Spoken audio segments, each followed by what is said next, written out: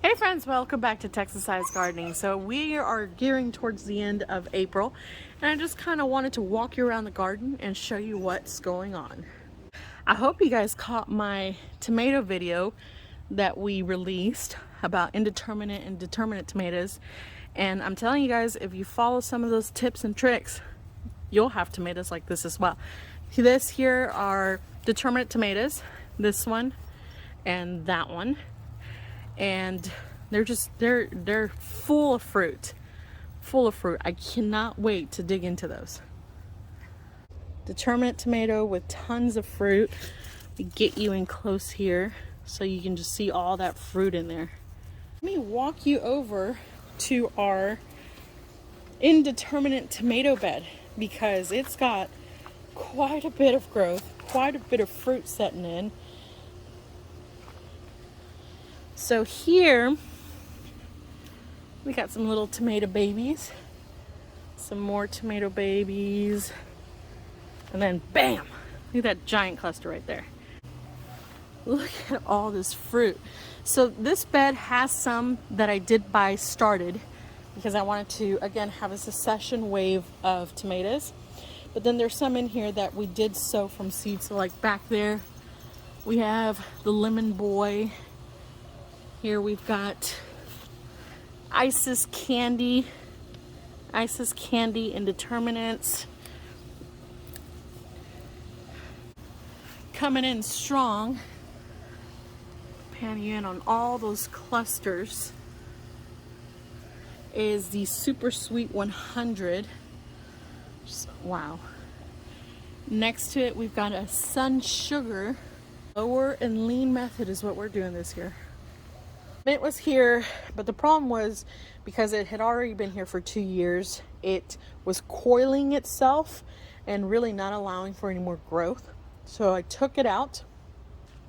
I cut it down essentially in half, and then I stuck it in here to let it kind of settle back in fresh new dirt. And then I added some minerals into this soil here. So again, I'm letting that settle so that I could eventually put the mint back in here, and we're good to go again. Blooms coming in from our roses, and as you can see, several of them are going to go ahead and open soon. And then I also tested this out because I wanted to see how this would work, and so far it's been going good. I've got some bok choy here. Thyme, it's actually going to flower, and I've been coming out here and just pruning this so that it doesn't go to seed.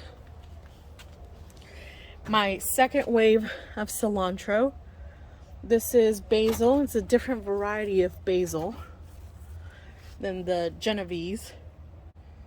I've got some little roses as well with some cilantro in here, and some of it's starting to go to seed, which I'm going to let it so that I can save that.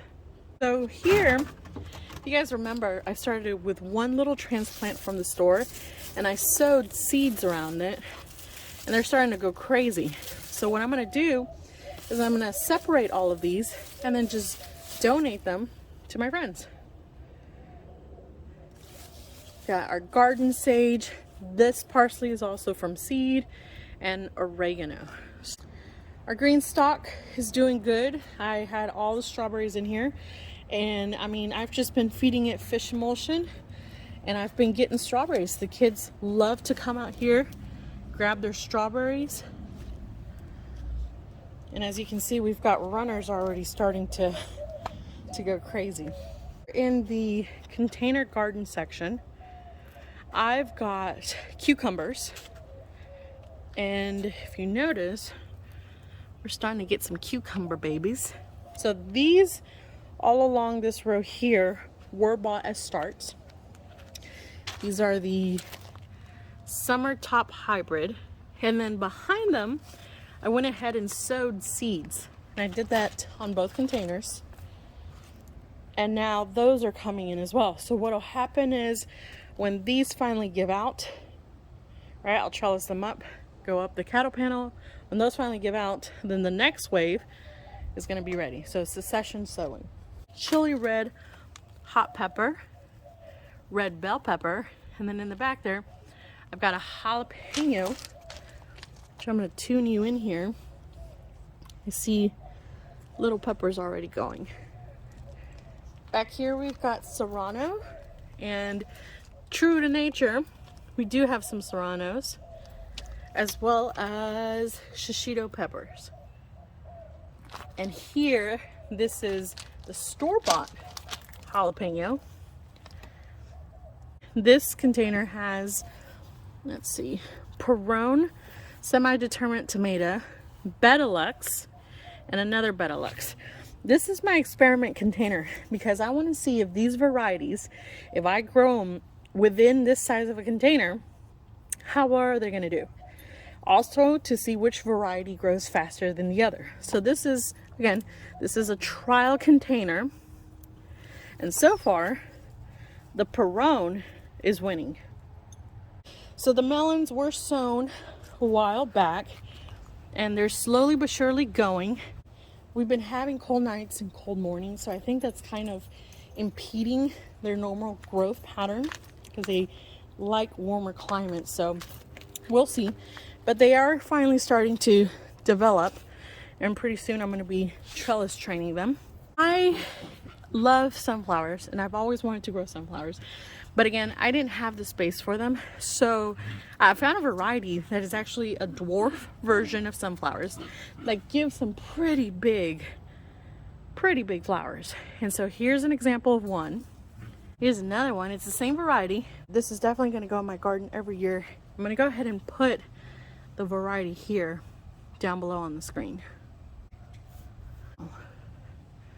Enemy of the garden. Hold on. Yeah, that's how I handle my pest problems. I got all of them.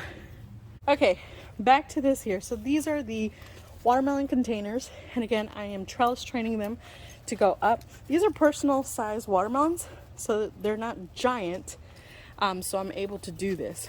But all I'm doing is I'm trying to keep a single leader, and any side shoots that come off of it, I've been pruning them off. But here's what we have. And I do feed these containers heavily with nutrients because again, watermelons love nutrients.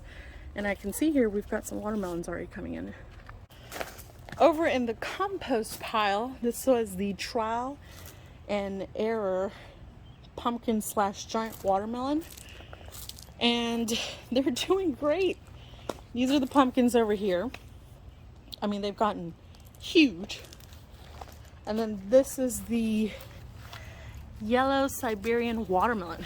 And our green beans, which I'm gonna start to sow another wave of green beans. So what I'm gonna do with these bush beans is I'm gonna come in between them and just sow seeds. So when these give out, the other ones will be coming in. But here, I need to start picking some green beans because we are ready.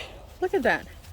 Look at all those green beans. This is the contender bean bush, and contender bean bush it is. Here, these are just starting to come in strong. These are the blue lake bush. And over here, look at these.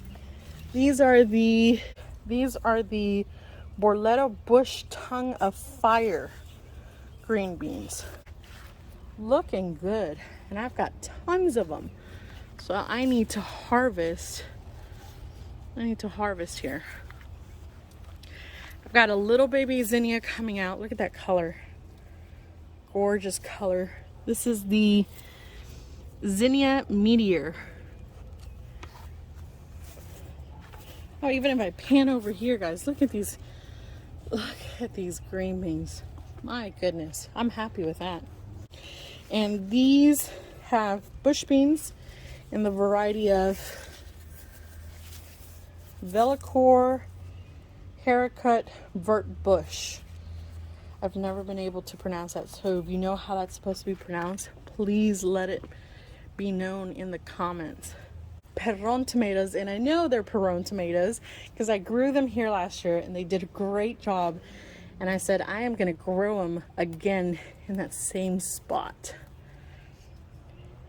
So if you didn't watch the video about tomato pruning, go back and watch it. But just real quick, the reason why I'm removing these bottom sets of leaves is because when I come to water, I don't want the water touching the leaves. Right there. Wow. You just grew overnight, didn't you? This plant just grew overnight. Well, I guess since we're all together, we can just do it now. So this is a determinate tomato plant, so I'm not really going to prune suckers off of it because determinate tomato plants don't like to be messed with like that.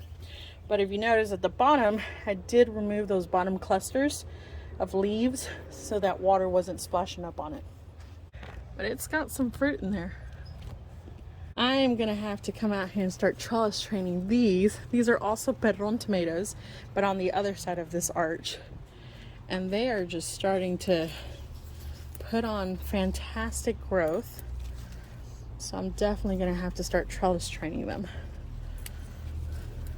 Got okra, zinnia, okra, zinnia, some more okra, heavy hitter okra, snapdragons, okra, and then all from here to there. The okra that is in there is the Gulf Coast okra, and some more giant zinnias planted in between. And because I wasn't sure if the other cucumber seeds were going to make it or not, I planted 3 more over here in this corner, and they're going to trellis up. I'm very excited about growing this okra variety this year. This is the Motherland Okra, and they're supposed to get huge. And I mean, the leaves are pretty big right now that it's a baby, so I can't wait to see how it does. All right, into the garden bed that is covered with mosquito netting we go. So in here we have the squash plants, and we're protecting these this year to try to hold off as much pest problem as possible, including vine borers. And I think we've been pretty successful at it, knock on wood. And the downfall to it has been that I've been having to come in here and self-pollinate them. But you know, what's waking up early in the morning, coming in here and self-pollinating them to fighting against vine borers. We've got a bed of nothing but tomatoes. I planted 4 indeterminate tomatoes. These are all the tomatoes that I started from seed. And well, I mean, there's more throughout the garden, but these are the primary ones that I knew going into this. These tomatoes are gonna go on this bed. So this is the Tomato Indeterminate Tomato, the Sweetheart Tomato. This one, I grew it last year and I love it. It gives you these clusters of tomatoes in the shape of hearts. I jokingly put a comment that says, "Garden loves you back." In between the tomatoes, I went ahead and sowed some more of those miniature sunflowers. I mean, they're gorgeous. All right, guys. Well, I will see you next time here at Texas-Sized Gardening. And if you haven't already, make sure you subscribe to our channel. This is backyard growing in an urban setting, trying to maximize as much space as we can. I'll see you next time.